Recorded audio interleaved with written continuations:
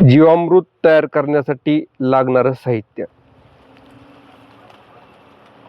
याच्यामध्ये आपण 10 लिटर देशी गाईचं गोमूत्र घेतलेलं आहे आणि 10 किलो शेण, देशी गाईचं शेण, 2 किलो गुळ आणि बांधावरची माती आणि 2 किलो बेसन पीठ घेतलेलं आहे. कोणत्याही कडधान्याचं पीठ घेतलं तरी चालेल.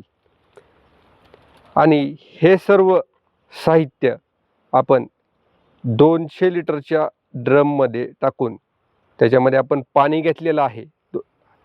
या ड्रममध्ये हे सर्व टाकून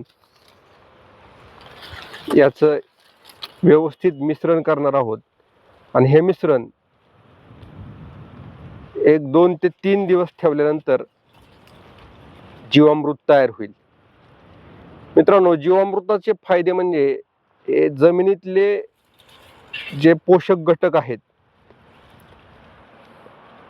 किंवा जे सूक्ष्मजीव आहेत त्या सूक्ष्मजीवांची वाढ करण्यासाठी जीवामृत फायदेशीर ठरतं. ह्या सूक्ष्मजीवांची संख्या वाढल्यावर जमिनीतले जे महत्त्वाचे घटक आहेत ते झाडांना मिळतात आणि झाडांची वाढ चांगली होते. फळे, भाजीपाला असेल, अशा सर्वच